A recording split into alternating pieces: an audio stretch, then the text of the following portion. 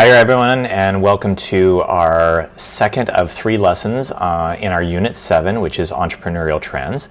And in this lesson, we're going to be talking about the global impact of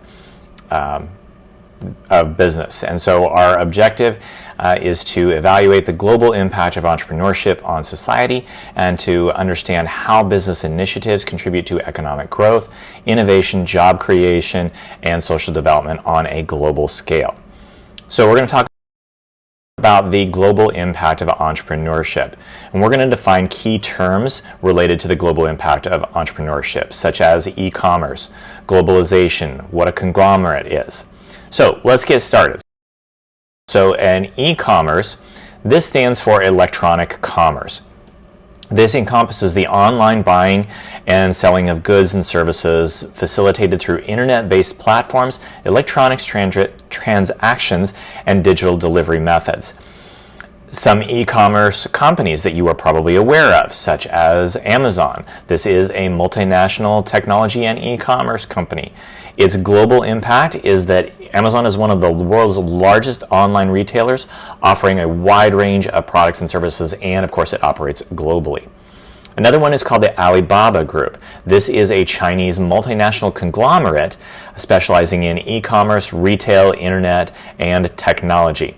Alibaba is a major player in global e-commerce. It connects buyers and sellers across the world through its platforms. Next is globalization.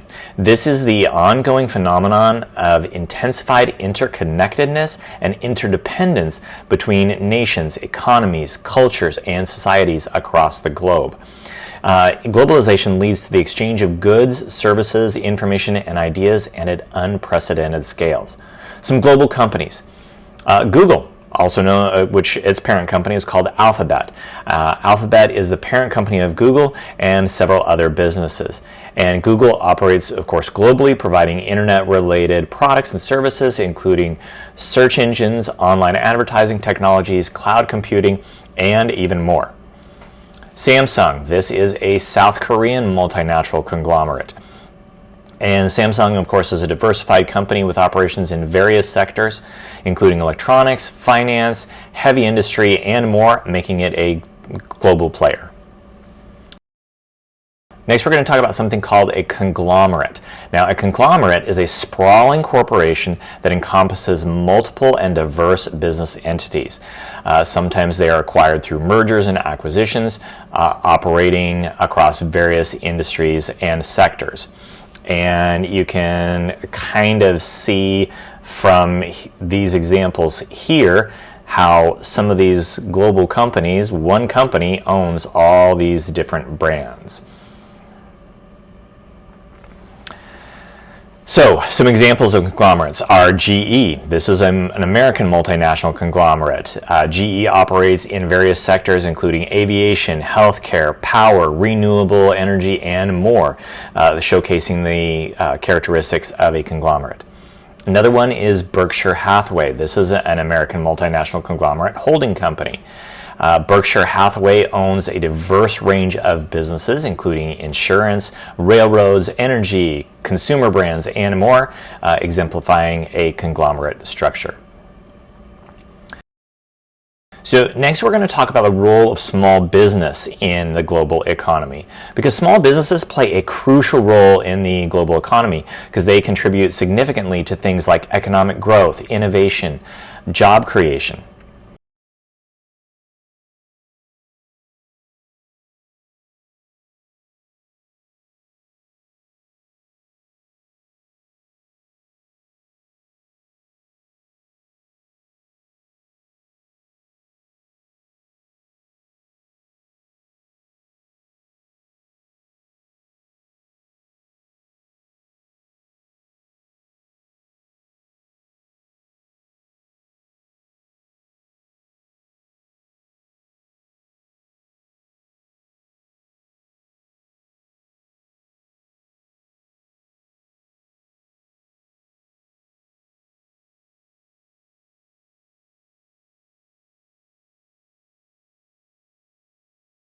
Some more roles of small business in the global global economy. Just some statistics to be aware of, and these are as of June of 2023.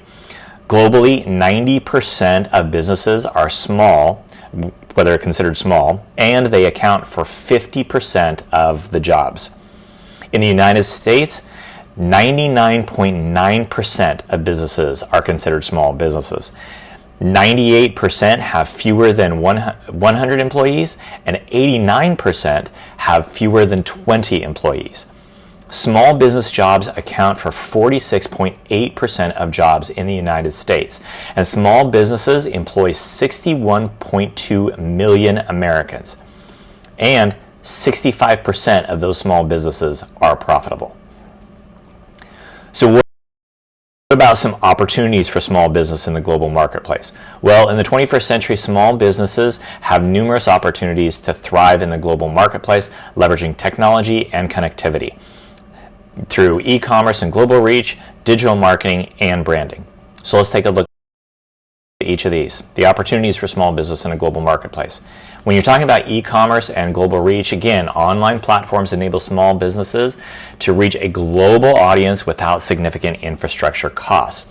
An example would be handmade crafts selling internationally on an e-commerce platform like Etsy.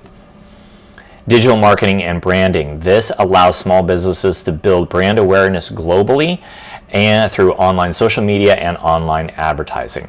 An example would be a local coffee roaster gaining international recognition through digital marketing.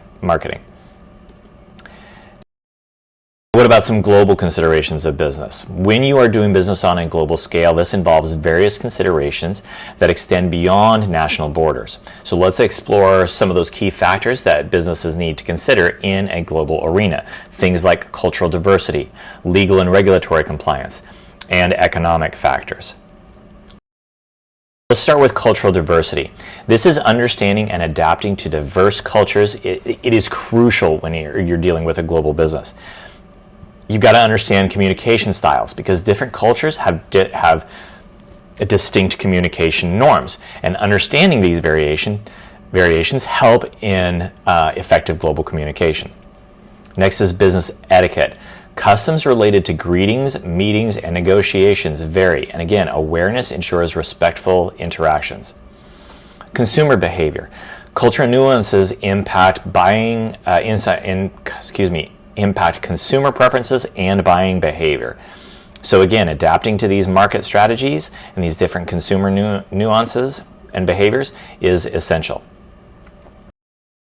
Let's move on to legal and regulatory compliance. Navigating international legal systems and regulations is critical for global business operations because you got to worry about things like trade regulations. You got to be in compliance with trade laws and regulations for importing and exporting goods. Intellectual property laws, you have to be aware of this. You've got to be able to protect your intellectual property rights, and those rights vary across the world. And so businesses must navigate these laws. And of course, employment laws, you have to adhere to diverse labor laws to ensure fair employment practices in different regions. Finally, economic factors. These variations impact business decisions, pricing, and market entry strategies. Things like currency exchange rates. Fluctuations affect the cost of imports and exports, and businesses need to manage their currency risks. Next is market conditions. You have to have economic stability, inflation rates, and the market demand. It varies across the world and across time. And so they influence the business decisions. And there's the global supply chain. Diversifying suppliers and considering geopolitical factors ensure a resilient supply chain. Where are your goods coming from? Are they coming from China? That's part of the global supply chain. So that is our lesson 7.2, talking about the global impact of entrepreneurship, the roles and responsibilities of small businesses in the global economy, and some global considerations of business.